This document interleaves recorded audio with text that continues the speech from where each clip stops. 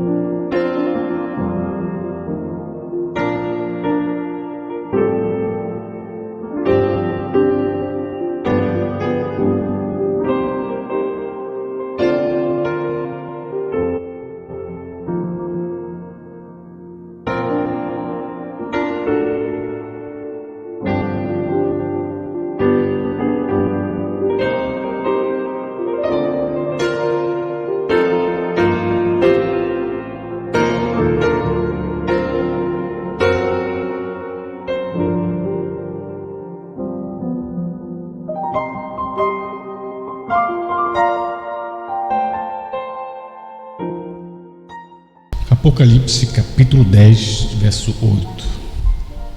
E a voz que eu do céu tinha ouvido tornou a falar comigo e disse: Vai e toma o livrinho aberto da mão do anjo que está em pé sobre o mar e sobre a terra.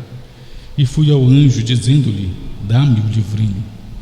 E ele disse-me: Toma-o e come-o, e ele fará amargo o teu ventre, mas na tua boca será doce como o mel. E tomei o livrinho da mão do anjo e comi-o, e na minha boca era doce como o mel. E havendo-o comido, o meu ventre ficou amargo. E ele disse-me: Importa que profetizes outra vez a muitos povos, nações e línguas e reis. Obrigado, Senhor, por esta leitura. Pedimos a tua ajuda mais uma vez, pois dependemos de ti. Esta palavra não é de particular interpretação, mas ela vem por meio da revelação, quando o Senhor traz através de um profeta, pois somente um profeta tem esta conexão direta com o Senhor para receber de ti esta revelação, onde ele não aprende de homem algum, mas por revelação do Senhor. Em nome de Jesus. Amém.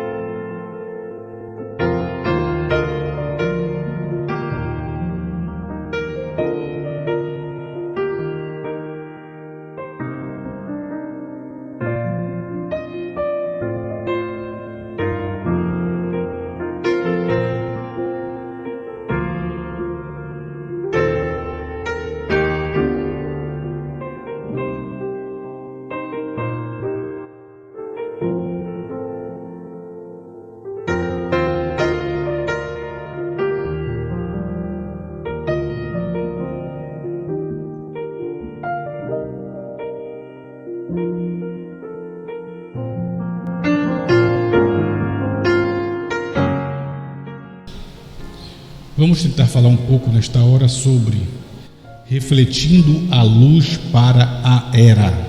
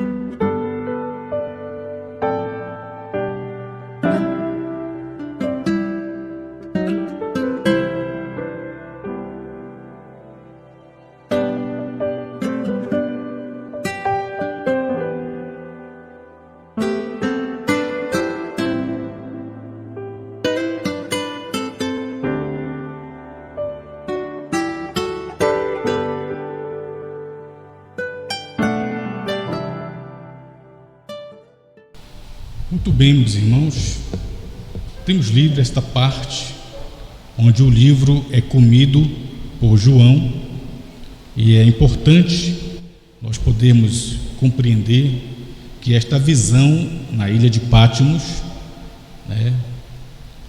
lá atrás, ela foi uma visão quando João estava vendo todos os acontecimentos futuros, e ele pôde então ver e ter participado desta visão, certo?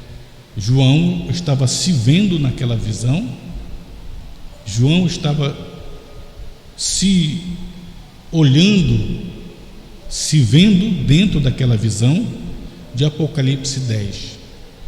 João aqui se vendo na visão, e João aqui se olhando na visão. Ele disse que a voz tornou a falar com ele.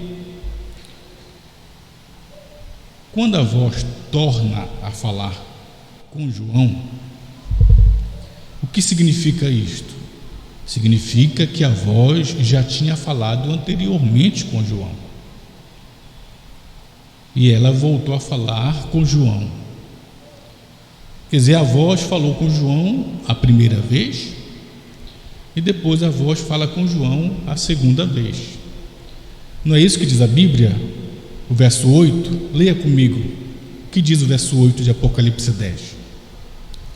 E a voz que do céu, eu do céu tinha ouvido, tornou a falar comigo.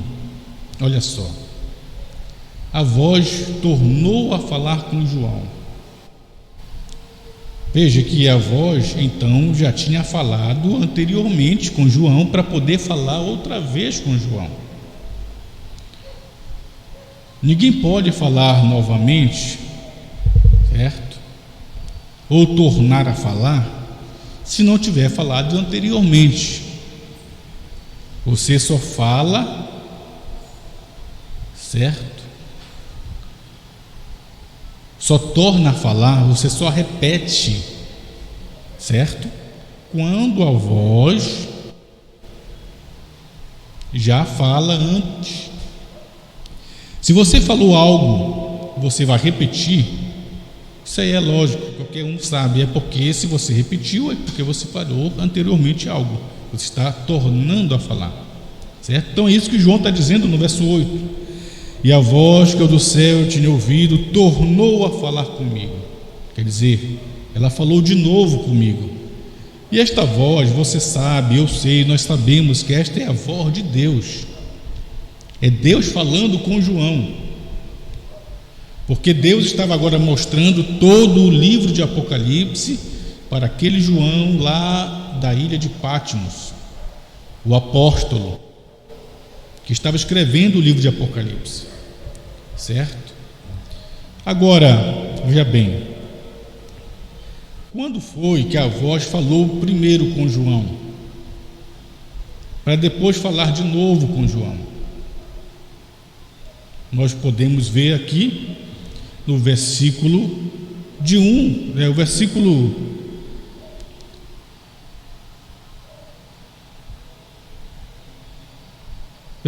4, certo? O versículo 4 diz assim: e sendo ouvidas, olha só, e sendo ouvidas dos 7 trovões as suas vozes, eu ia escrevê-las. Quero fazer uma pausa aqui. Quem ouviu as vozes dos 7 trovões? Para que ele disse que ia escrever o que os trovões falaram. Foi João. João ouviu a voz dos trovões, aquele João lá da ilha de Patmos, certo? O apóstolo. E sendo ouvidas dos 7 trovões as suas vozes, eu quem?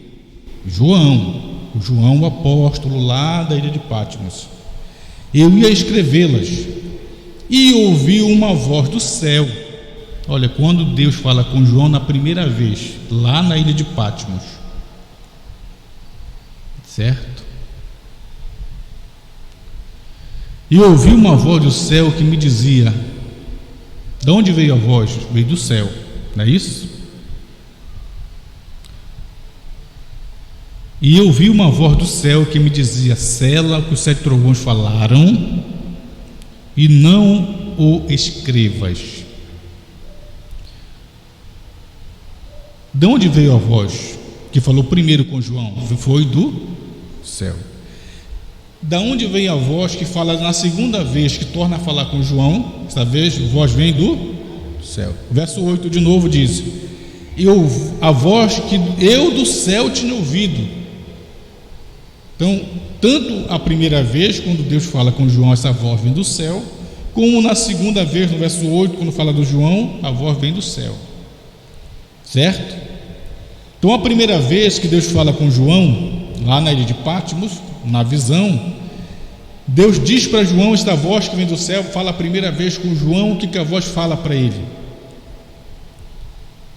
Sela o que os trovões falaram e não o escrevas.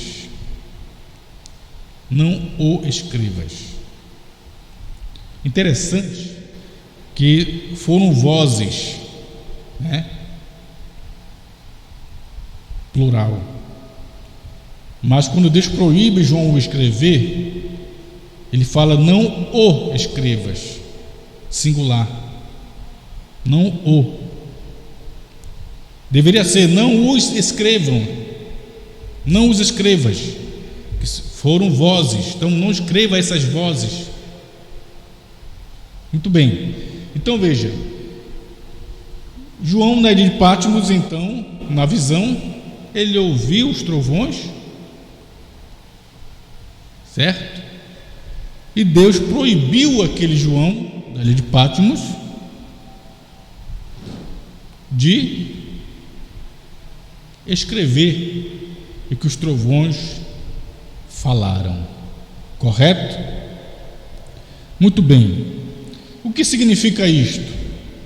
Significa que aquele João lá de Patmos, ele, arrebatado em espírito no dia do Senhor, ele estava aqui, nesses dias, e ele viu tudo isso que está acontecendo. Tudo ele viu, tanto viu que escreveu. Viu tudo, porque um profeta, quando ele vem, e João aqui não só era apóstolo, mas era profeta, não profeta pregador, profeta na qualidade de profeta, vidente. João era um porque ele estava tendo visões. E o Mombrana diz que quando um profeta profetiza, ele está vendo as coisas, está profetizando o que ele está vendo, como por exemplo, Isaías disse: uma virgem conceberá e dará à luz um filho. 712 anos antes da virgem conceber, Isaías estava vendo todo o quadro, estava vendo o futuro. Da mesma forma, aqui em Apocalipse, o João lá de Patmos estava vendo tudo isto acontecendo, o que ele foi proibido de escrever, o que ele estava vendo. Escrever da forma clara, esclarecida. Já pensou se João escrevesse de forma clara, esclarecida? Hoje, fazer um parêntese, né? Hoje os militantes acham racismo usar a palavra clara ou claramente. Não tem nada a ver isso aí. Então veja, já pensou se João tivesse escrito o que ele viu de forma esclarecida? Você não precisaria de, aqui nos dias finais, o ministério profético do sétimo anjo para esclarecer, porque você estaria lendo na Bíblia e estaria já entendendo tudo de forma clara. Entende? Então aquele João foi proibido de escrever a explicação, a clareza daquilo que ele estava vendo. Por isso ele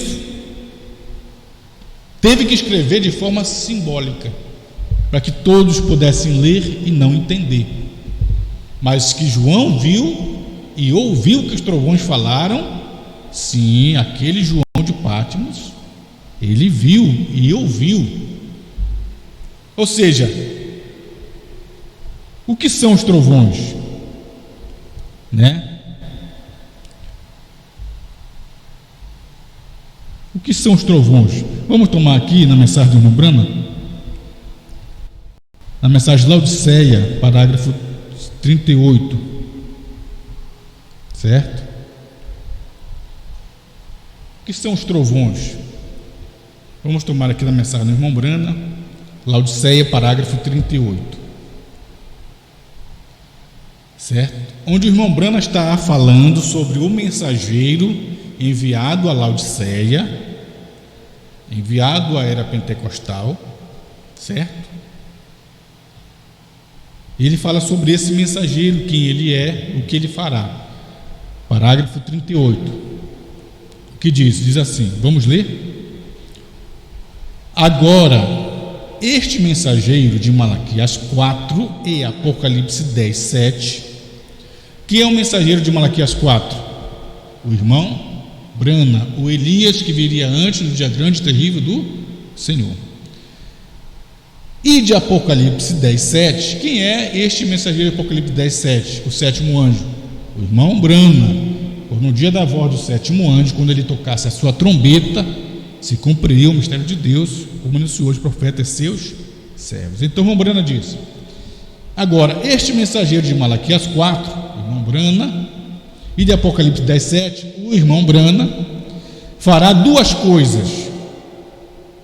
Primeiro, segundo Malaquias 4, ele converterá o coração dos pais aos filhos. Me perdoe, ele converterá o coração dos filhos aos pais. Ele converterá o coração dos filhos aos pais. Segundo, ele revelará os mistérios dos 7 trovões de Apocalipse 10. Certo? Então o irmão Brana, o que ele faria? Ele faria duas coisas. Primeiro, ele iria converter o coração dos filhos aos pais, dos filhos aos pais apostólicos, com a doutrina restaurada, a doutrina dos apóstolos, para que pudessem voltar à fé apostólica, com o batismo no nome de Jesus, a ceia com pão asmo, vinho puro, lava-pés, a crença em um único Deus, não 3 pessoas na divindade. Então ele faria isto. Ele queria fazer o quê? Converter o coração dos filhos, nós, aos pais apostólicos, voltando à doutrina apostólica. Mas não somente isto, que ele faria também, o irmão Brana diz: segundo, ele revelará os mistérios dos 7 trovões de Apocalipse 10. Agora, por que ele, Brana, iria revelar os mistérios dos 7 trovões de Apocalipse 10? Porque ele iria esclarecer, explicar o que aquele João lá da ilha de Patmos, mesmo tendo ouvido os trovões, foi proibido de escrever o que os trovões falaram. Porque se aquele João de Patmos que ouviu os trovões escrevesse o que os trovões falaram, não precisaria do sétimo anjo vir e reexplicar. Entendeu isso? Mas aquele João lá de Patmos ouviu os trovões, pois a voz veio do céu e disse para ele: não escreva o que os 7 trovões falaram, cele-os e não escreva. Certo? Então, o que aquele João de Patmos fez? Escreveu os trovões de forma simbólica. Escreveu de forma simbólica, não explicada. Por quê? O que são os trovões? Vamos ler aqui, continuando a leitura. Então, irmão Brana diz: segundo, ele revelará os mistérios dos 7 trovões de Apocalipse 10. Agora eu quero grifar essa parte que eu vou ler para você entender o que são os trovões. Os quais são as revelações contidas nos 7 selos. Os trovões são as revelações contidas nos 7 selos. O que são revelações? É a clareza, é a explicação.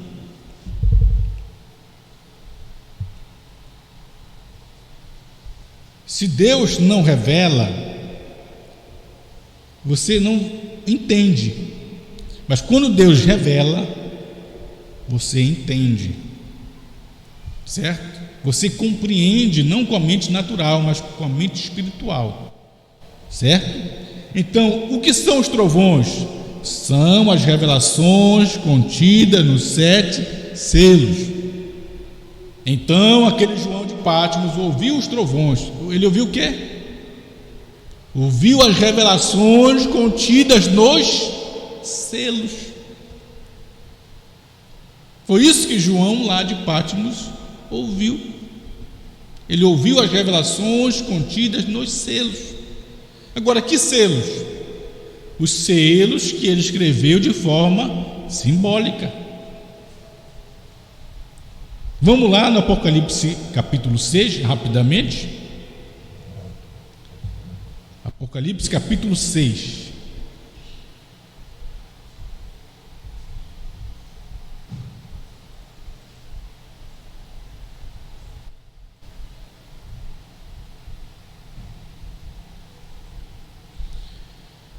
Apocalipse capítulo 6. Certo? Vamos.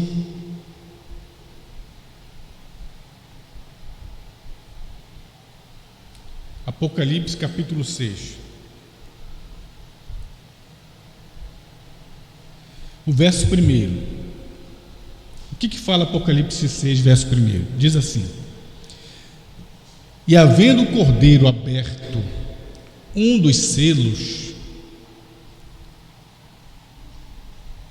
olhei e ouvi um dos 4 animais que dizia como em voz de trovão: vem e vê. Não é isso? O versículo 2 diz: e olhei, e eis um cavalo branco, e o que estava sentado sobre ele tinha um arco, e foi-lhe dado uma coroa, e saiu vitorioso e para vencer. Olha, este é o primeiro selo. Eu pergunto para você: se você não tivesse ouvido a explicação deste primeiro selo, você entenderia isso? Não. Por quê? Porque fala que ele viu um cavaleiro montado num cavalo branco, nada mais que isso, e que ele recebeu uma coroa, saiu vitorioso e para vencer. É um símbolo. Quem lê sem a explicação deste símbolo não entende. Não é isso certo? Por isso que nas eras muitos conjecturaram o que seria este cavaleiro do cavalo branco. E por conjecturas, até hoje os teólogos dizem que este cavaleiro do cavalo branco, que saiu vitorioso e para vencer, eles dizem por conjectura que é o Espírito Santo, que é Cristo. Certo? Mas são conjecturas. Mas quando a explicação, a clareza deste primeiro selo chega, alguém chegou e disse: olha, esse cavaleiro do cavalo branco não é Cristo. Este cavaleiro do cavalo branco é o anticristo. Este cavaleiro branco que saiu vitorioso para vencer e que recebeu uma coroa, não é Cristo.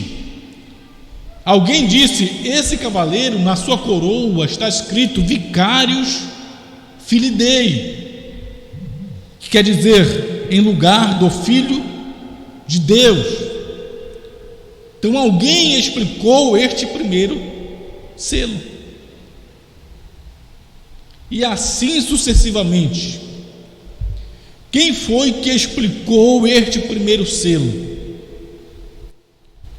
Este selo simbólico. Quem foi que chegou e disse: olha, esse cavaleiro do cavalo branco não é Cristo, é o anticristo? Quem foi? Foi o William Marion Branham. Foi ele quem disse que este cavaleiro do cavalo branco não é Cristo, é o anticristo. Ou seja, ele trouxe a revelação do primeiro selo. Ou seja, ele explicou o primeiro selo. Por que ele explicou o primeiro selo? Porque no quartinho, a coluna de fogo, o Logos, que é Cristo, revelou para o irmão Branham, que até ele mesmo não sabia quem era o cavaleiro do cavalo branco. Ninguém sabia quem era, nem Branham sabia. Que pregações anteriores aos selos, Branham pregava sobre o primeiro selo, dizia a ele o que os outros diziam, que o cavaleiro do cavalo branco era Cristo. Você pode ler mensagens anteriores aos selos, Branham vai falar, como por exemplo na mensagem As 10 Virgens, Branham está dizendo lá que o cavaleiro do cavalo branco é o Espírito Santo. Então, antes dele receber a explicação dos selos dada pela coluna de fogo no quartinho, revelando a William Branham, e depois que Branham foi revelado pela coluna de fogo, que é Cristo, que no quartinho revelou para o irmão Branham, ele então pôde mudar de opinião e parou de dizer que o cavaleiro do cavalo branco era Cristo e passou a dizer, contrariando todos os pregadores, que o cavaleiro do cavalo branco não é Cristo, mas sim o anticristo. Portanto, o que são os 7 trovões? Vamos voltar lá na leitura da era Laodiceia. O que são os 7 trovões? No parte do meio, onde diz: segundo, ele revelará os mistérios dos 7 trovões de Apocalipse 10. Certo? Ele quem? Lembrando, ele revelará os mistérios dos 7 trovões de Apocalipse 10. Então, quando você ouve, certo? Deixa eu pegar aqui. Não. Quando você ouve, vou pegar esta capa aqui porque ela está, esta aqui. Quando você, isso aqui, irmão, não é um livro de um teólogo. Vocês que nos ouvem pela internet, isso não é um livro de um teólogo. Isto aqui, certo? Isto aqui é uma pregação feita, certo? Por William Branham, certo? Quando Branham ouviu no quartinho que a coluna de fogo, o Logos, revelou para o irmão Branham que eram os selos, ele pregou e foi gravado em fita magnética, certo? E essas fitas que ainda nem fabricam mais porque não tem como usar. Aqui está o áudio, a voz do irmão Branham. Então, do áudio, ela foi então impressa. A voz foi impressa e colocada em livros. Quando você pega aqui a revelação dos 7 selos, certo? Que são uma coleção de 10 livros, você está lendo a pregação do que está no áudio das fitas. certo? Então veja, cada uma dessas mensagens, quando Branham veio e pregou o primeiro selo, é o que ele tinha ouvido no quartinho daquela luz no quarto. Estava repetindo o que ele ouviu, a explicação do que era o primeiro selo, e assim sucessivamente. Cada noite era pregado um selo de forma explicada, clara, esclarecida, para que o povo pudesse ler então os 7 selos, e por meio da pregação dada pelo irmão Branham, quando você lê esses livros ou ouve os áudios dos selos, você pode ler os 7 selos em símbolos e compreender porque você está lendo o livro ou ouvindo os áudios dos selos pregados pelo irmão Branham. Se você não lê os livros dos selos ou ouvir o áudio, irmãos pentecostais, você vai ler os 7 selos em símbolos, não vai entender nada. Deu para entender isso? Estou falando de forma bem pausada para ver se os irmãos entendem, que às vezes é meio confuso essas coisas, né? Mas essa pregação dos selos são exatamente os 7 trovões. O que são os 7 trovões? As revelações contidas nos selos. Que selos? Selos de Apocalipse 6, que estão em símbolos. Aqui nesse Apocalipse 6, os selos em símbolos, cavaleiro do cavalo branco, do cavalo vermelho, do cavalo preto, do cavalo amarelo, as almas debaixo do altar, né? Tudo em símbolos, certo? Esses selos em símbolos, aqui estão os trovões, que são as revelações desses símbolos. Deu para entender isso? Ou quer que eu repita de novo? Às vezes a gente é chato para ficar repetindo as coisas, mas parece que a gente quer que a pessoa entenda. Se pudesse abrir a cabeça da pessoa e meter lá dentro, depois de repetir trocentas vezes, e assim ainda não entende. É complicado, né? Mas veja. Então veja, o que são os trovões? São as revelações contidas nos selos, correto? Os trovões são as explicações dos símbolos, certo? Vamos voltar lá para Apocalipse 10. Apocalipse 10, versículo 4. O que diz do Apocalipse 10, 4? Diz: e sendo ouvida dos 7 trovões as suas vozes, eu quem? João, da ilha de Patmos, eu ia escrevê-las. E ouvi uma voz do céu, a voz veio do céu, que dizia: sela que os trovões falaram e não escrevas. Então veja, aqui Apocalipse 10, verso 4, diz que João, lá de Patmos, ouviu os trovões, ou seja, ele ouviu as explicações, certo? O que João ouviu em Patmos foi exatamente o que o irmão Branham ouviu no quartinho. O que João lá em Patmos ouviu os trovões falarem foi exatamente o que o irmão Branham ouviu no quartinho. Só que aquele João de Patmos, a voz veio do céu e disse para ele: não escrevas o que os trovões falaram. Não escrevas o que os trovões falaram.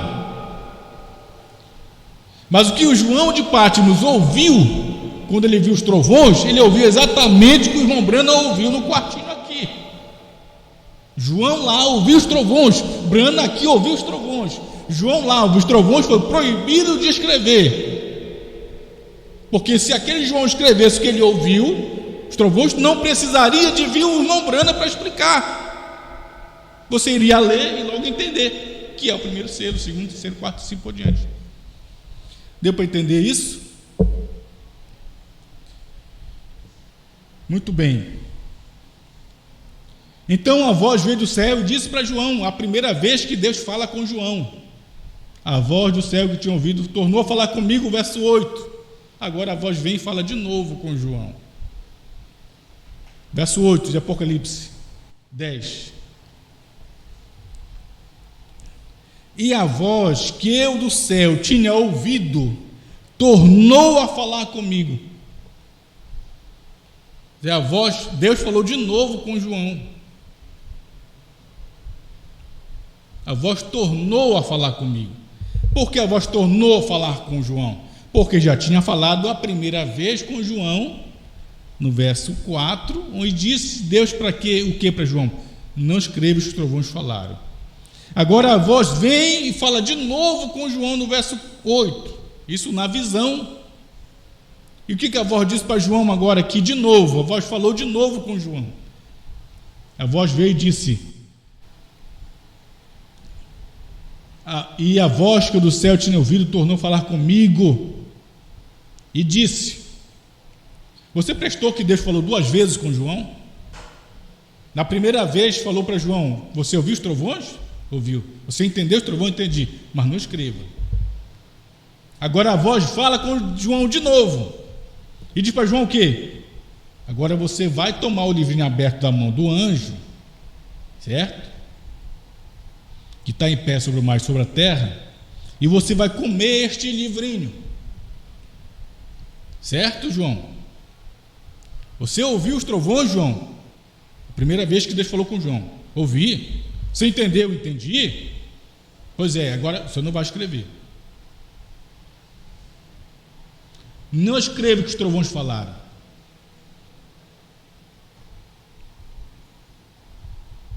Agora, na segunda vez, Deus diz: agora você ouviu, João? Ouvi. E a voz que do céu tinha ouvido tornou a falar comigo e disse: vai, toma o livrinho aberto da mão do anjo que está em pé sobre o mar e sobre a terra. E fui ao anjo dizendo-lhe: dá-me o livrinho. E ele disse-me: toma-o e come-o. Ele fará amargo o teu ventre, mas na tua boca será doce como o mel. E tomei o livrinho da mão do anjo e comi-o. E na minha boca era doce como o mel. E havendo comido, meu ventre ficou amargo. E ele disse-me: importa que profetizes outra vez a muitos povos, nações, línguas e reis. Eu quero ler na mensagem do irmão Brana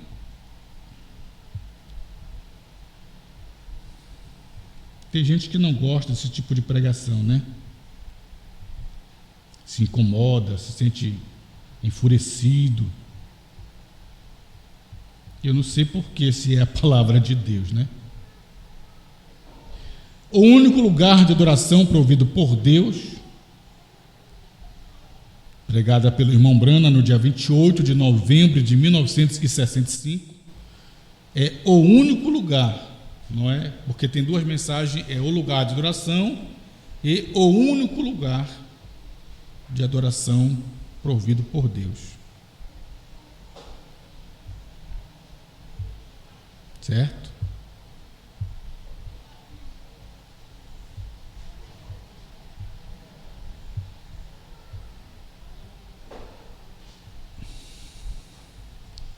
O único lugar de adoração provido por Deus, parágrafo 268,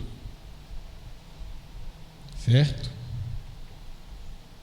O único lugar de adoração provido por Deus. Eu quero ler esse parágrafo, que o irmão Brana vai trazer para nós o contexto, né, dessa escritura de Apocalipse 10, verso 8 a 11. E é bom porque o irmão Brana, ele traz para nós a clareza, né? E quando você tem a luz de Deus, você compreende perfeitamente o que o profeta fala e quer falar sobre este ou determinada escritura. O único lugar de adoração provido por Deus. Preciso ler esse parágrafo aos irmãos, né?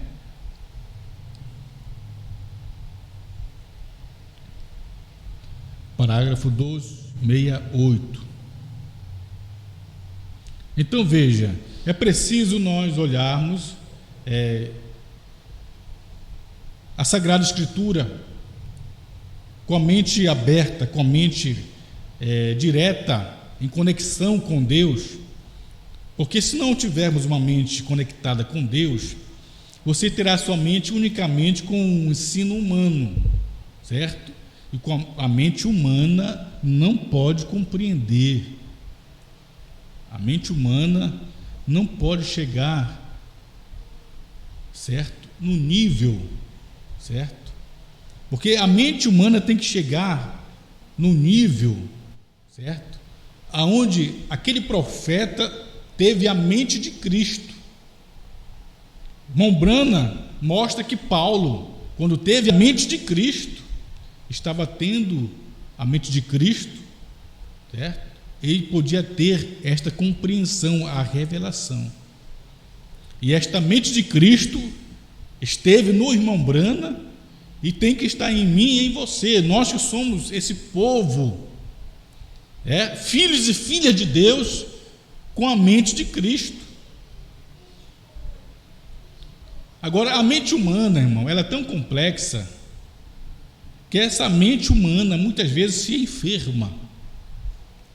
Hoje você vê a humanidade, as pessoas, numa era moderna, onde tudo é fácil, tudo fácil, mais fácil do que era em anos anteriores. Hoje em dia você tem para as mulheres e para os homens, aquela forma mais fácil das coisas. Isso é bom, isso ajuda. Mas nessa era moderna, onde você tem máquina de lavar, quando você tem notebook, nessa era moderna, quando você tem para o homem,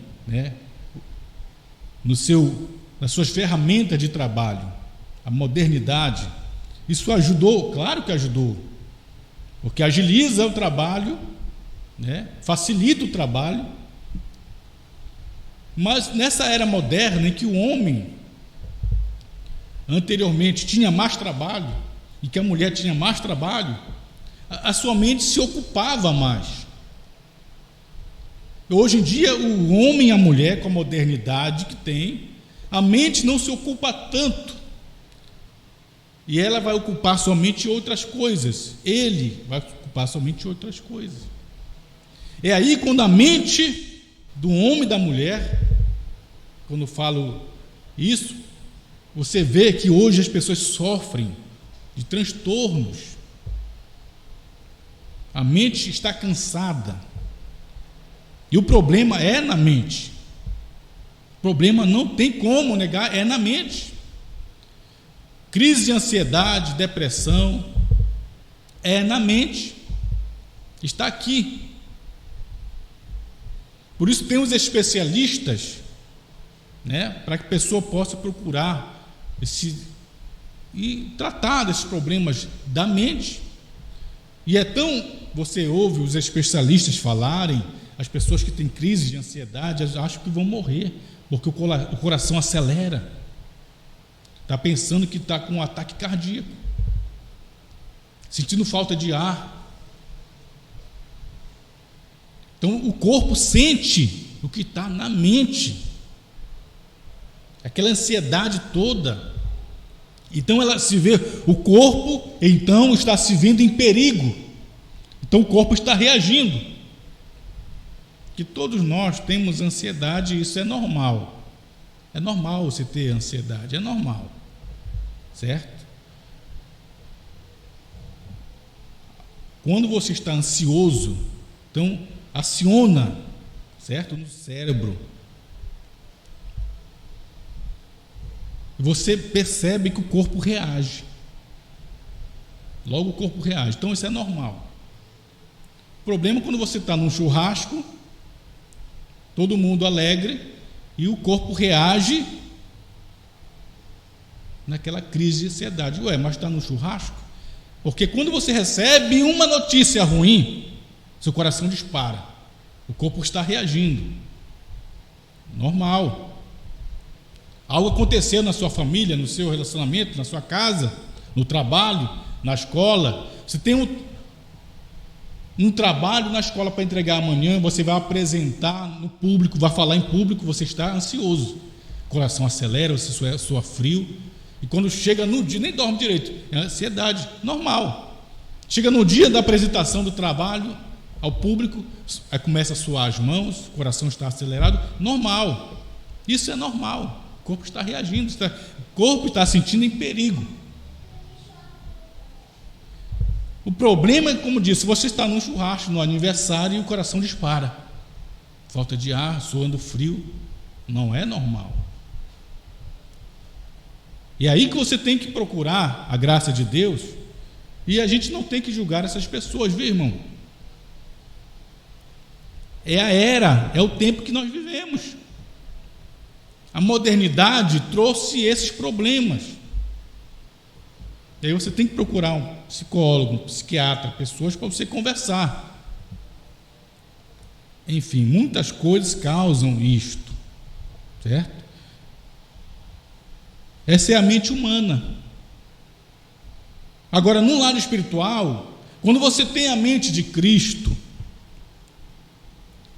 agora, a mente de Cristo é aquilo que você tem a compreensão, a clareza, né, daquilo que está nas letras da Bíblia. Você pode ler as letras da Bíblia e não compreender, e não compreende, porque a mente humana não chega ao nível da compreensão, do entendimento. Se você não chega na mente de Cristo, agora, como chega na mente de Cristo? Na mente de um profeta. Porque Deus não faz coisa alguma sem primeiro revelar seu segredo aos profetas, seus servos. E um profeta, ele é evidente, ele tem o seu consciente, o subconsciente tão unido que não precisa dormir para ter seus sonhos ou visões. É um homem diferenciado, ele nasceu com aquilo, certo? É um profeta, certo, meus irmãos?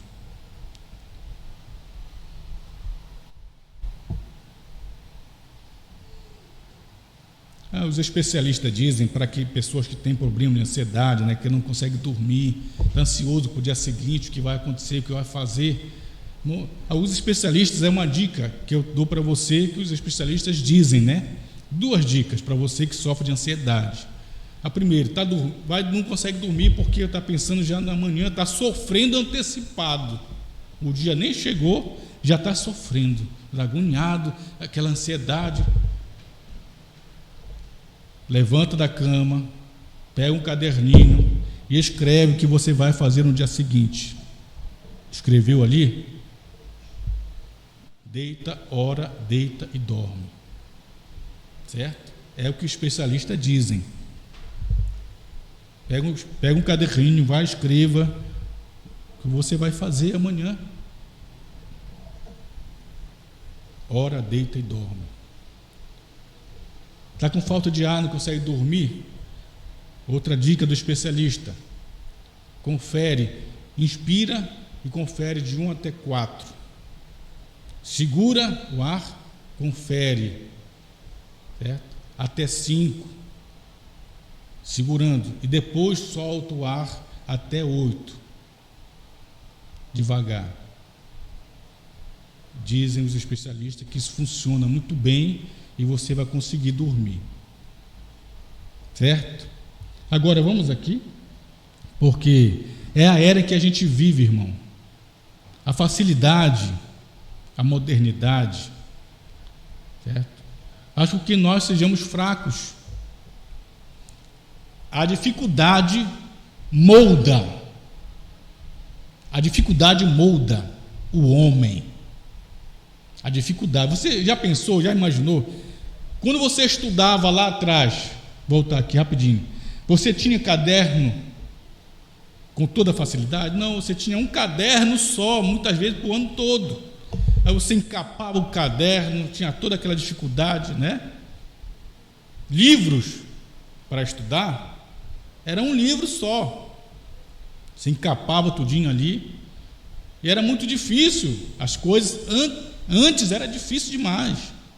Ia para a escola, às vezes, você sabe, muitos que estudaram lá atrás e tinham dificuldade, né? Às vezes tinha um uniforme só, usava ele, depois tirava e dava para o outro irmão para ir para a escola. Às vezes andava certo, distância para ir para a escola. Às vezes ia para a escola sem comer. A dificuldade que você passou lá atrás, aí você pensa, mas eu não quero que meu filho passe por isso que eu passei. Aquela dificuldade moldou você. Você é o que você é hoje. É boa a modernidade, é boa, mas você tem que saber, a dificuldade molda a pessoa. A pessoa que não passa por dificuldades, irmão, ela é fraca. É essa geração fraca, mongolóide, como disse o irmão Brana, que tudo está na mão, é tudo na mão, tudo fácil demais.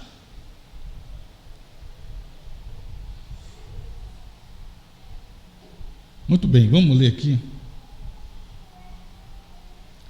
O único lugar de adoração provido por Deus. Parágrafo 268. Pode ler? Lê comigo, por favor. Brana vai dar o contexto de Apocalipse 10, verso 8 a 11. O que diz? Um profeta é o refletor de Deus. Não é isso? Um profeta. Agora, esse profeta aqui não é um pregador, meu irmão. É um profeta. Ele diz: um profeta é o refletor de Deus. Quantos sabiam disso? Que um profeta é o refletor de Deus? O refletor não reflete a si próprio. O refletor não é um reflexo. Tem de haver algo que atinja o refletor para fazê-lo refletir. Certo? Deu para entender isso? Um profeta é o refletor de Deus, mas o profeta que é o refletor, ele não é o reflexo. Tem que haver algo que atinja o refletor para ele refletir. Prosseguindo. Assim é um profeta. É um vaso escolhido de Deus, que não pode refletir nada de modo algum, a não ser que ele esteja em linha direta com Deus. Vou repetir essa parte. Assim é um profeta. Aqui está dizendo pastor? Assim é um pastor? Assim é um evangelista? Assim é um mestre? Assim é um apóstolo? Não. Assim é um profeta. Que o profeta é o refletor. Certo? Assim, um profeta é um vaso escolhido de Deus, que não pode refletir nada de modo algum, a não ser que ele, o profeta, esteja em linha direta com esse reflexo, Deus. Então, quando o profeta, que é o refletor, está em linha direta com Deus, o reflexo, então o reflexo cai, atinge o refletor, o profeta reflete Deus, certo? Para refletir a imagem de Cristo, a palavra, ele reflete a palavra. Veja, nada mais pode fazê-lo. Nada mais o que? Pastor não é o reflexo de Deus. Nada mais pode fazê-lo. Evangelista não é reflexo de Deus. O mestre não é reflexo de Deus, porque não está em linha direta com Deus. Que é uma diferença entre pastor, sacerdote e profeta. O pastor, ele ouve o que o povo diz, que é o sacerdote, e fala para Deus. Ele intercede por você. O profeta não, ele ouve o que Deus diz e fala para o povo. É isso que o irmão Brana diz. Então nada mais pode fazê-lo. Nada mais pode fazê-lo, ninguém mais. Você é um refletor. Agora eu quero grifar essa parte aqui que eu vou ler. Pode ler? Presta atenção, irmão pela internet. É por isso que o profeta teve que comer o livro. Que profeta que teve que comer o livro? Para ser o refletor de Deus. Diga para mim. É por isso que o profeta teve de comer o livro. O profeta teve que comer o livro para ele ser o refletor de Deus. Prosseguindo, ele vai prosseguir ainda. É por isso que o profeta teve que comer o livro. É por isso que ele teve que comer o rolo. Por quê? Ele tinha de refletir aquela palavra para aquela era. Ele tinha que refletir aquela palavra para aquela era. O Branco está falando aqui de qual escritura? De qual escritura o Branco está se referindo? Se não Apocalipse 10, de 8 a 11. Então o Branco está dizendo aqui que esse Apocalipse 10, de 8 a 11, esse João que come o livrinho, ele profetizou outra vez, ele é um profeta, um refletor de Deus. E ele teve que comer o livro para, então, ele refletir aquela palavra para aquela era. É o que Branham está dizendo. Ou eu estou lendo errado? Então veja, este João que come o livrinho, quando ele manifesta, ele é um profeta, um refletor de Deus. Ele tem que comer o livro para quê? Para refletir, pode colocar aí? Ele tinha que comer o livro para quê? Para refletir aquela palavra para aquela era. Então este João tem uma era específica para ele refletir a palavra para aquela era. Certo? Agora eu pergunto, pode colocar aí a pirâmide rapidinho. Tem alguma era depois de Laodiceia? Era da igreja. Tem aí? Você pode ver na pirâmide aí? Paulo, Irineu, Martim, Colomba, Lutero, Wesley, Brana, Éfeso, Esmirna, Pérgamo, Tiatira, Sardes, Filadélfia e Laodiceia. Laodiceia é a última era da igreja, certo? Depois de Laodiceia não tem mais era da igreja.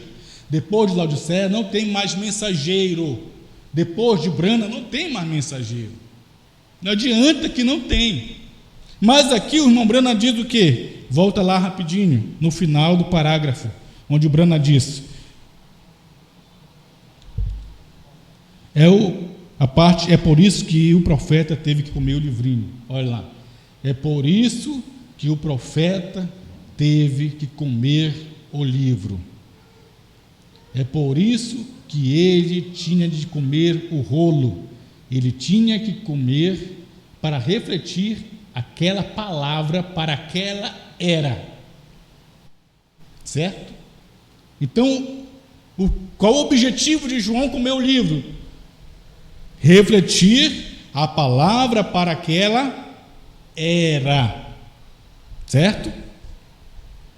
Volta lá então na pirâmide. Depois de Laodiceia, o que você tem? A pedra de coroa. E o que é a pedra de coroa? A pedra de coroa é a era da noiva. E a era da noiva. A pedra de coroa aqui é o 7º selo. Bota lá o 7º selo de novo. Esta aí é a pedra de coroa, que é o 7º selo. É Apocalipse 10, porque Apocalipse 10 é o 7º selo. É a era da águia, era a era da luz do entardecer, é a era da noiva, a era da palavra. Tudo são expressões usadas pelo irmão Brana para ele enquadrar esta pedra de coroa, que vem depois de Laodiceia. É quando Laodiceia, a era pentecostal, que está aí fora, as denominações pentecostais rejeitaram os selos certo? Aí Brana sai de Laodiceia, sobe a pedra de coroa. E quando ele sobe a pedra de coroa, ele sobe para refletir a palavra para esta era, para a era da pedra de coroa, para a era da noiva. Então ele reflete esta palavra para a era, não Laodiceia, porque a Laodiceia rejeitou a luz.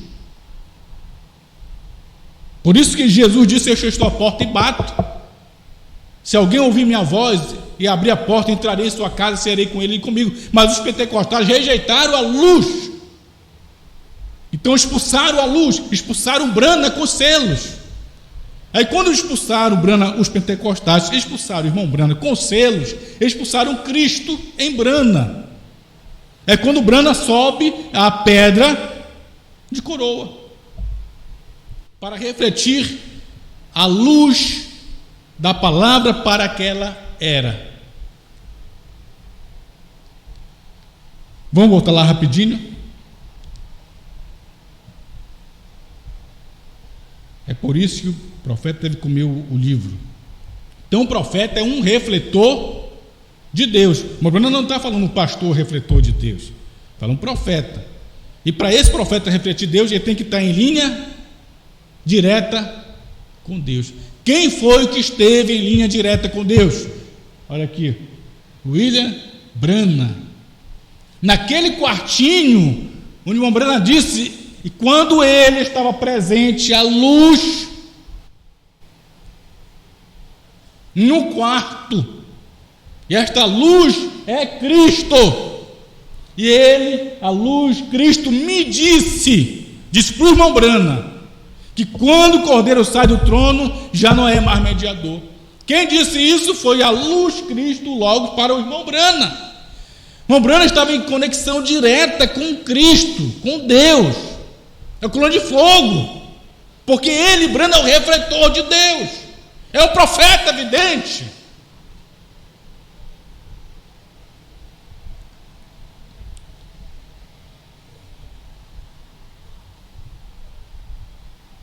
Volta aqui. É por isso que o profeta teve. Aí alguém disse para mim, mas pastor, esse profeta aqui é um pregador. Um pregador, ele é um profeta. Mas não é isso que o irmão Brana está dizendo aqui, nesse sentido, nesse contexto. É por isso que o profeta teve que comer o livro. É por isso que ele teve que comer o rolo. Por quê? Ele tinha de refletir aquela palavra para aquela era. Se ninguém, não tem nenhum mensageiro para refletir nenhuma palavra para era nenhuma, então esse profeta teve que ser alguém que refletisse a palavra para a era. Ou tem outra era da igreja depois de Laodiceia? Não tem. O que tem é a era da igreja de Laodiceia, lá fora, que vai até o arrebatamento. Laodiceia, ela vai cega, nua, infeliz e não sabe até o arrebatamento, a era pentecostal, certo? E fora daquela era da igreja de Laodiceia, lá fora, estamos nós aqui na era da noiva. Entendeu? E esta era da noiva começou com o irmão Brana. Vamos lá aqui para terminar. Eventos modernos são esclarecidos por profecia.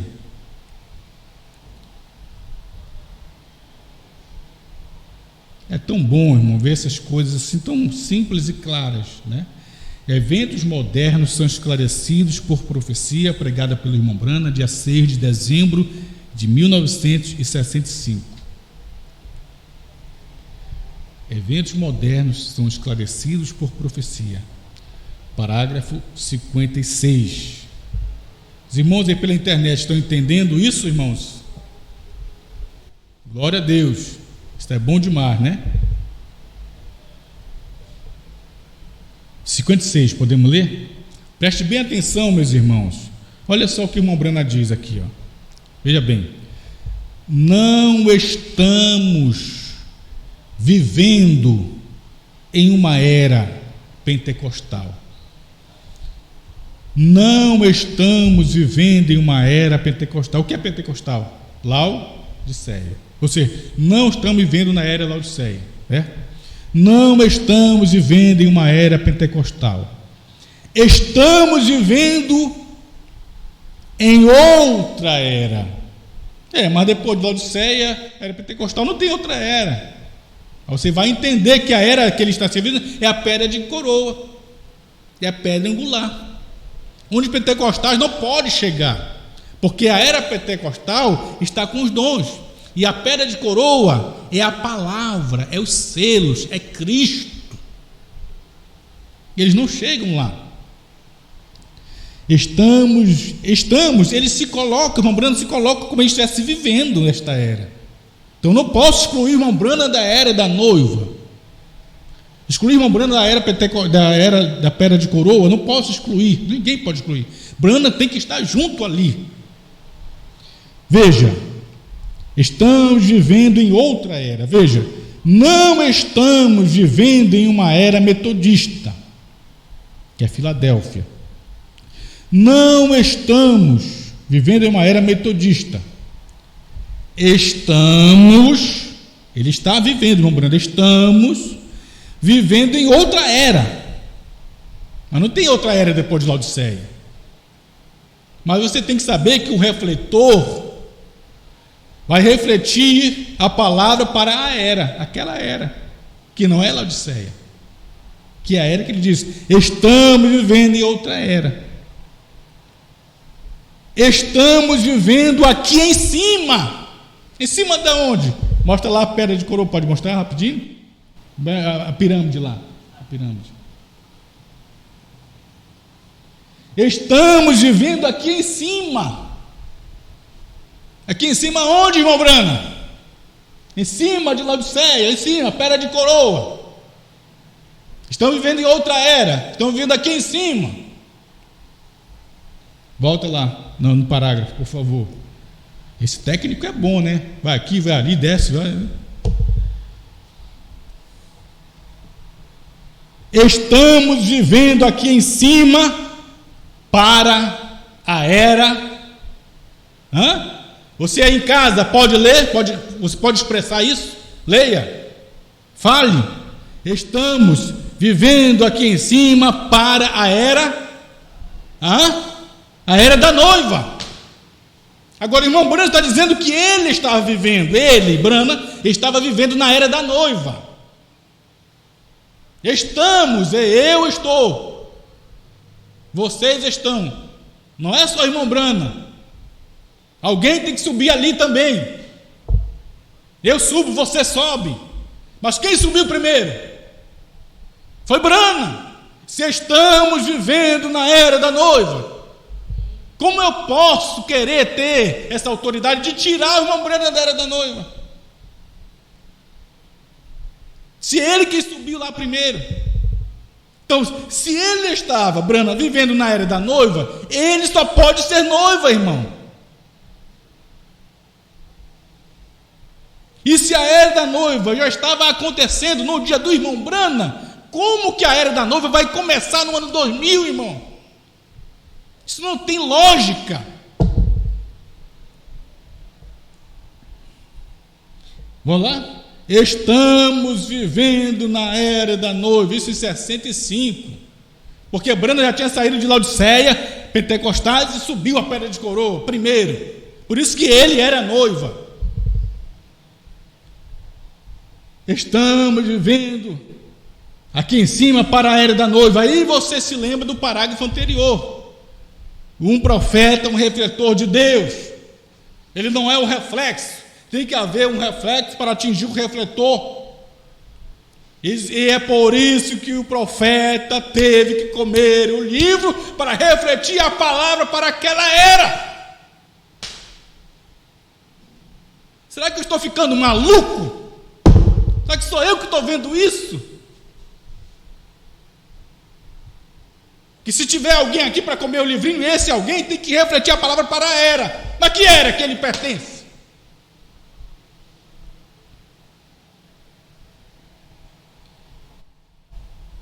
Vamos voltar lá. Graças a Deus. Estamos vivendo aqui em cima para a era da noiva. O chamado da igreja para fora e reunindo-a para o arrebatamento. Essa é a era que estamos vivendo agora.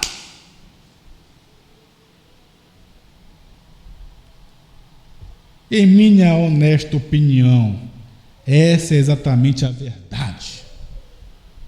Então, se esta é a era que estamos vivendo agora, em 65, como a Bruna disse, que é a era da noiva aqui em cima, e no outro parágrafo ele diz que é por isso que o profeta teve que comer o livrinho para que ele pudesse refletir a palavra para aquela era. Irmão, volta lá na pirâmide de novo, só para terminar. Olha aí. Desses mensageiros aí, Paulo, Irineu, Martim, Columa, Lutero, Wesley e Brana. Desses 7 mensageiros, quais deles são profetas? O primeiro, Paulo, é profeta. Irineu não é, Martim não é, Columa, Lutero não é, Wesley não é profeta. Quem é profeta? Brana. Certo? Brana é profeta. E depois de Brana não tem mensageiro, não tem outro profeta, não tem oitavo mensageiro, não tem oitavo profeta, não tem nada. Depois de Brana, você não tem ninguém. Se tivesse, você sabia, irmão da internet, você sabia que o Espírito Santo desceu no tabernáculo Brana? Enquanto Brana estava pregando as eras, ele falou dos 7 mensageiros. Quando chegou, o Brana colocou e disse ali, ó, Laodiceia, Brana colocou Elias. Brana não colocou o nome dele, não. Brana colocou os cartiçais. Coloca o cartiçal aí, rapidinho. Brana colocou os cartiçais. Brana colocou os cartiçais, né? E colocou o nome de cada mensageiro. E quando chegou na hora de Laodiceia, o Brana não colocou o nome dele lá. O Brana colocou Elias. Sabe o que Deus fez? Deus desceu e escreveu Brana. Se tivesse alguém depois de Brana, Deus ia colocar o nome, mas não tem nome, ninguém, um outro depois. Significa que Brana vai ser mensageiro a Laodiceia, como Elias, o restaurador, e Brana vai sair de Laodiceia para estar na era da noiva, como noiva. Ali, Brana, depois de Laodiceia, por que aquela lua está quase 100% escura? Porque a lua é a igreja, ela representa a igreja, e ela vem perdendo luz durante as eras. Quando chega Laodiceia, ela está quase totalmente escura. Por quê? Porque aquela pouca luz que tem lá em cima da era Laodiceia era o irmão Brana com sua mensagem de restauração de batismo, Santa Ceia, restaurando a doutrina apostólica. Mas quando o irmão Brana, ele revelou os selos, ele é expulso de Laodiceia. Os selos junto, ele é expulso. Os pentecostais não queriam mais Brana. E aí aquela luz que tinha ali, aquele pouquinho, já não tem mais. Não tem mais luz. Laodiceia está totalmente escura. Laodiceia, os pentecostais estão na escuridão plena, completa.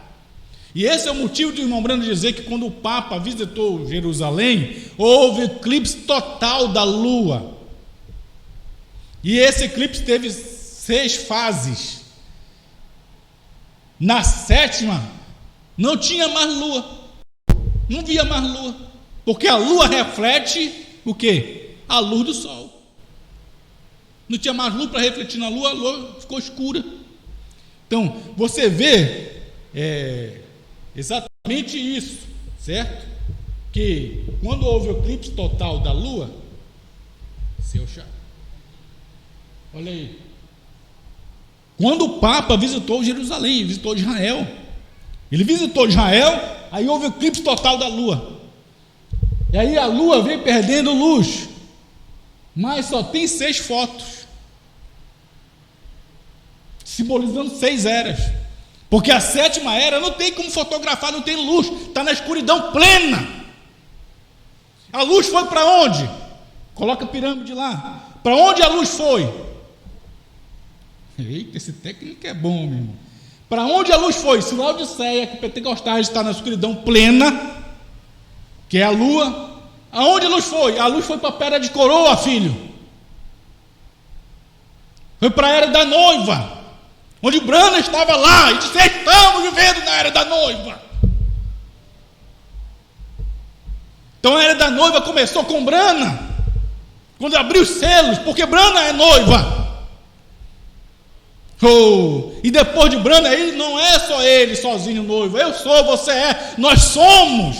Por isso ouvimos a mensagem, saímos de Laodiceia, subimos para estar onde Branham estava.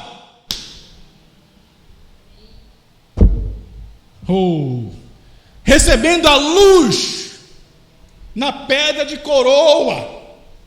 Mas você tem que saber que essa luz foi refletida por um profeta que comeu o livrinho. Volta lá de novo. Para terminar, né? Tem que terminar, né?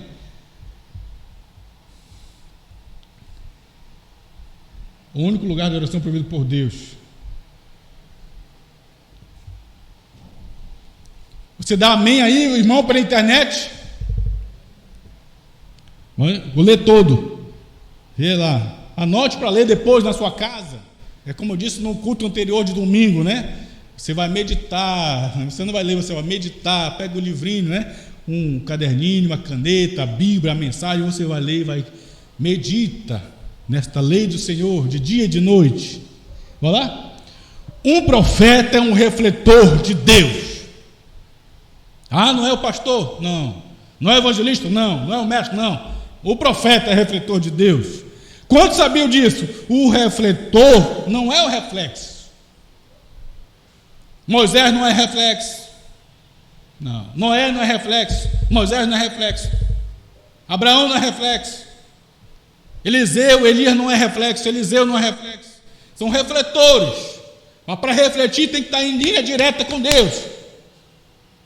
Por isso que Moisés refletiu a palavra para a sua era, a lei, porque ele estava na sarça ardente, a coluna de fogo. A sarça não se consumia, porque era a coluna de fogo lá, era Deus mesmo. Moisés, em linha direta com Deus, chegou no Egito, refletiu a palavra para o seu dia, refletiu a lei. O refletor não é um reflexo. O refletor não reflete a si próprio. O refletor não é um reflexo. Tende a haver algo que atinge o refletor para fazê-lo refletir. Assim, um profeta, não é pastor? Não. Um profeta é um vaso escolhido de Deus que não pode refletir nada de modo algum, a menos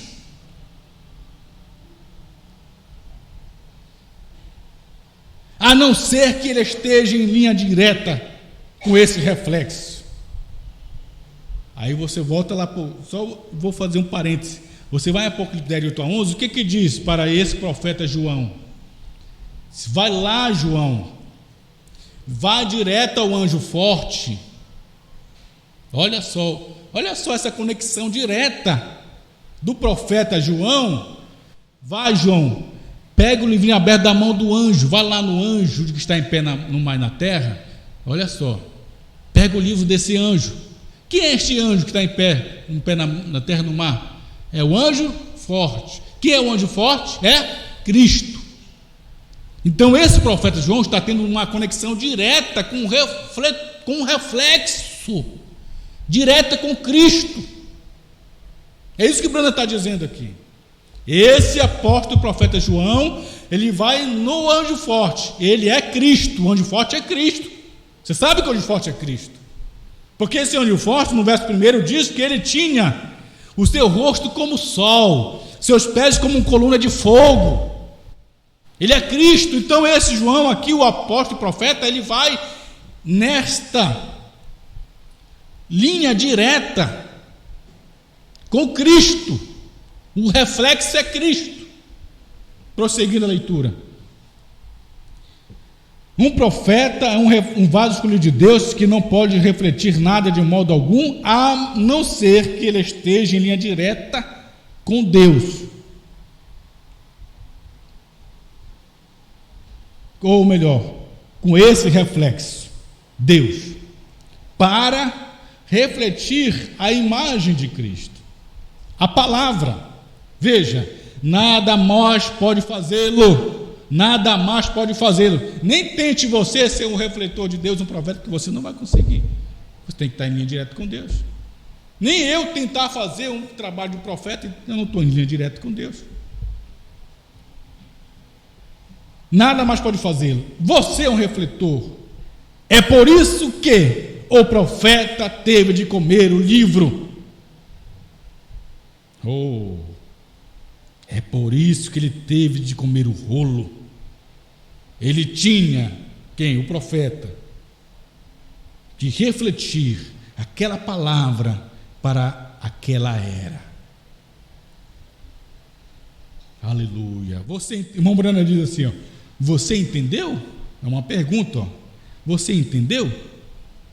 Aí eu pergunto para você, irmãos pela internet, irmãos aqui no tabernáculo, você entendeu? Obrigado, Senhor. Como é bom poder tua palavra tão esclarecida, tão perfeita. Obrigado, Pai. Em nome de Jesus te agradecemos. Amém, Senhor. Esta é a era da noiva, igreja fiel ao Senhor Jesus. Ele é a palavra, ela o aceita e os dois se tornam um.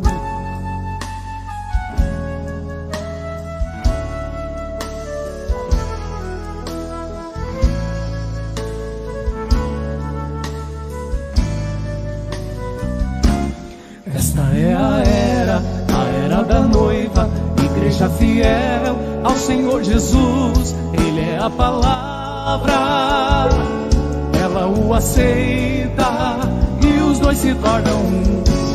Esta é a era que já enviou o profeta Elias para precursar e apresentar a noiva Jesus. Certamente o Senhor Jeová não fará nada sem anunciar primeiramente os seus segredos aos profetas.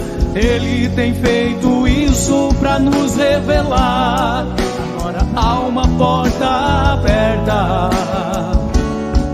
Céus e terra passarão, mas suas palavras não. Deus nos ajude a viver em humildade para poder receber a palavra em nossos corações e aprender a não rejeitar o alimento que Ele tem mandado a nós, alimento espiritual ao seu devido tempo.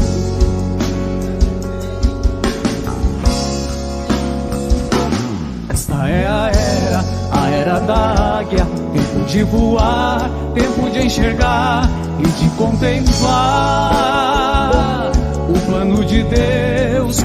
Ele está chamando os filhos seus para se alimentar de toda a palavra, pois está escrito: onde estiver o corpo, aí se ajuntarão as águias. Certamente o Senhor Jeová não fará nada sem anunciar primeiramente os seus segredos aos profetas. Ele tem feito isso para nos revelar. Agora a porta está aberta. Céus e terra passarão, mas suas palavras não. Deus nos ajude a viver em humildade para poder receber a palavra em nossos corações e aprender a não rejeitar o alimento que Ele tem mandado a nós, alimento espiritual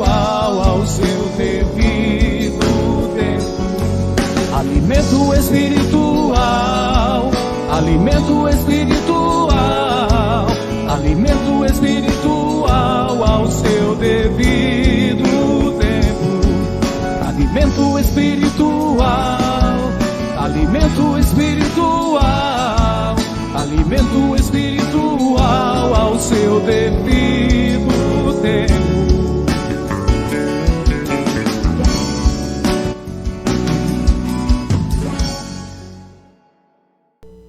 Abençoe os irmãos, obrigado pela audiência de todos vocês. Estaremos de volta na próxima terça-feira.